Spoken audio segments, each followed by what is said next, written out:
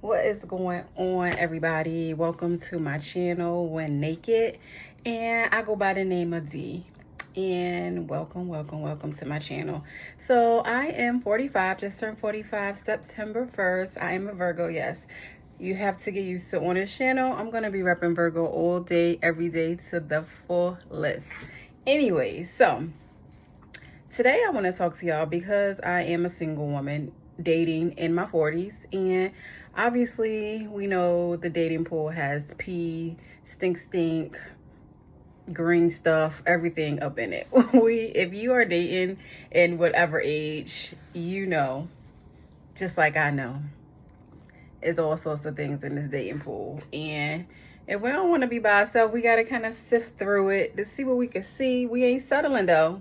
Let's make a note of that. We're not settling, but we're going to go out there and we're going to see what we can see what's worth keeping and what's worth throwing back out there, unless somebody else figure that out. Anyway, so my recent little ordeal, my little about 6 or 7 months relationship, it was, I ain't even going to talk bad because I definitely thought I found my husband. I ain't even going to lie. I thought I found my husband.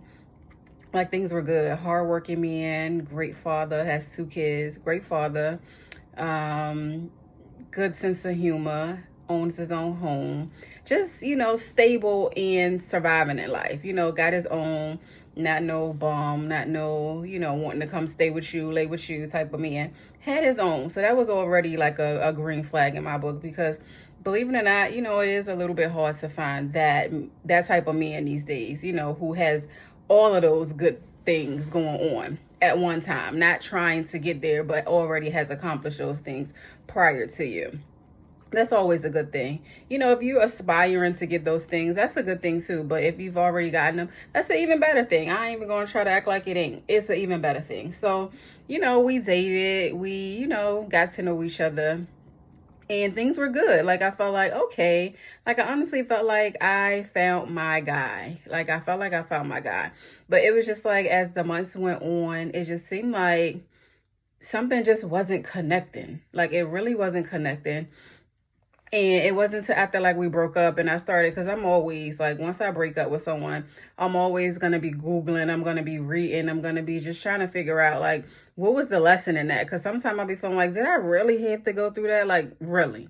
Universe, really? You know what I mean? So, like, I'm always trying to figure out, like, what was the lesson in that? Like, what went wrong with that? What I could have done better to help the relationship progress further, as well as, like, what was good with him, like, why was he acting that way? So that's why this video is called Dating a Dismissive Avoidant, because after, like, reading, granted, I am not a therapist, psychiatrist, nothing, so I'm not diagnosing him, but based on what my experience was with him, it seems as though that's probably what he would be diagnosed with if you go see one of those professionals. Anyways, I just felt like when I was just starting to, like, Google and look at a whole lot of YouTube videos on dismissive avoidant attachment styles, it just was fitting the T. It was just like things wasn't connecting. It was like he wasn't fully showing emotions. Like, he avoided the hard conversations. Like, I bring up things, like, he avoid them, he'll go around him, like he just dodging, like just avoiding, like exactly what the title is about. He just was avoiding everything. So it was kind of making it hard for us to, like, move to, like, a deeper level. Like, shit was just always surface. And, like, when things are surface, it's like, if you're wanting more, it's just like you stuck. And you start feeling like, excuse me, you start feeling like, is it me? Did I do something? What can I do? And because let's not forget, excuse me, y'all, I'm not going to forget to mention my attachment style is anxious, preoccupied. So if you look at, like, I think it's 4 attachment styles. So I have, like, the anxiety, the anxiousness. So you can always just think like how this is going. Like when he's being distant and he's not showing emotion, I'm anxious. I'm like, what's going on? What can I do to fix this? How can I fix this? Like my brain is just twirling because I'm trying to figure out like what's wrong with me, what's going on with me. You know what I mean? And those are things that I have been working on because I am actively in therapy. So it's just like I felt like I had those type of attachment issues, well, not even issues, attachment styles under control. But it was until I met him, it just was triggering. It was triggering everything because he was doing everything that triggered it. Like if you have any type of anxiousness, anxiety, even if that's not fully your attachment style, because you can have a little of each attachment style, and that can make up you. You don't have to be just tailored to just one particular attachment style. But I do know, if I'm going to be honest with myself, that mine is an anxious attachment style with a little bit of preoccupied. So it's just not like, I don't think the anxious style is really where it's just like, I'm just kind of like, like all in your face, clingy type of thing. But it's just like when you switch up a little bit, like it triggers something in me immediately where I'm trying to fix it. I'm trying to see what's wrong, because it could be nothing's wrong, but if it's any slight change, I'm on it. Like I notice it. First off, because I pay attention anyway, so that doesn't help. Like I pay attention and I study my partner. So like I know if you've changed, and this is not even like about any cheating thing. It's just what I do, who I am in general, just part of like how I am in relationships, any relationship. Like I'm a very good observer. Like I pay attention, I listen. Even when you think I'm not listening or paying attention, I am doing both, so that doesn't help. That doesn't help neither, because when that happens, I'm just triggered and I'm in fix it mode. I'm ready to fix it. I'm ready to see what's going on. I'm on it. You know what I mean? So you can imagine like the back and forth that's going on in my mind, with him just not really divulging any type of emotions. Like, I asked him before and I'm like, so why don't you tell me you love me? Because he said like via text. And, like I can't say that I don't feel that he loved me, but, sometimes we like to hear it. And his response was, don't I show you every day? And it was something that I read about dismissive avoidance. Like in his mind, he feel like he is showing me. Like I guess to the best of his ability, he's showing me, but he's not showing me in a way that I can receive it. But he wasn't really even open into learning how to show it to me so that I can receive it and feel it in the manner in which he's given. So it was just a whole lot, you know what I mean? And because of like that emotional that emotional unavailableness and like that lack of emotion, I just really had to cut it off because it was really hurting me. Like it was doing me more bad than good.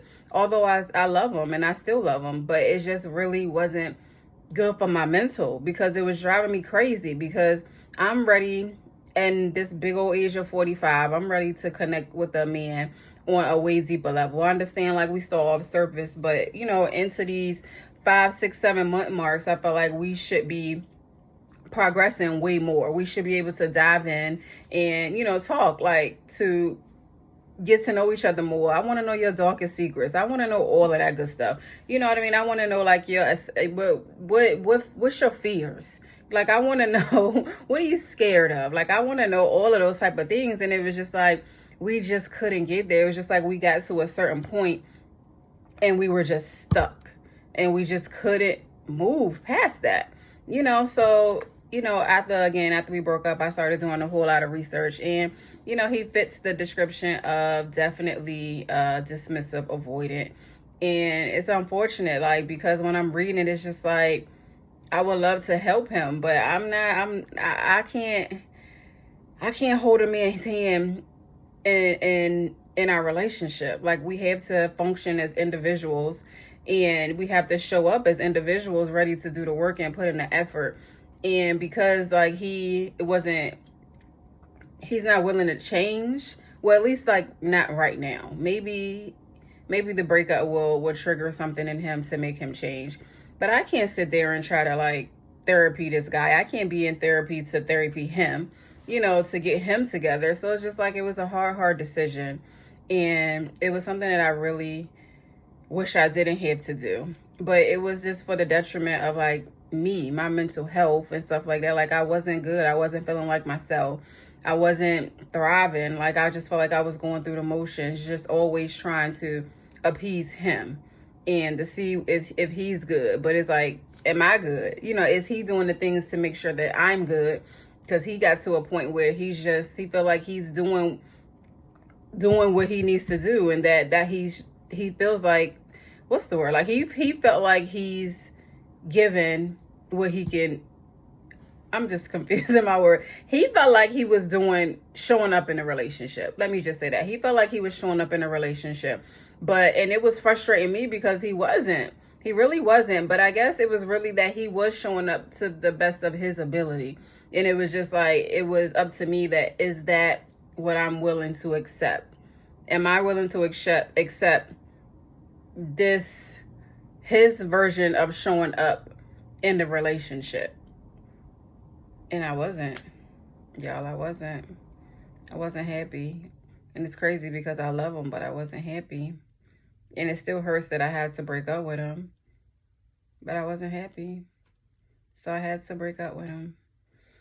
So yes, this video is about dating and loving a dismissive avoidant, but having to walk away just for my own sanity, for my own mental health, and maybe just to love on myself a little more. So y'all, stay with me on this journey. After listening to this video, please like, share, subscribe, comment. Let's converse. Let's talk. Like, I know I can't be the only one going through this type of situation. So let's talk. I want to talk. I want to talk to like-minded women. So holla at your girl. Subscribe to your girl channel. And let's do this damn thing. All right? I'll talk to you guys later. When naked. Signing out.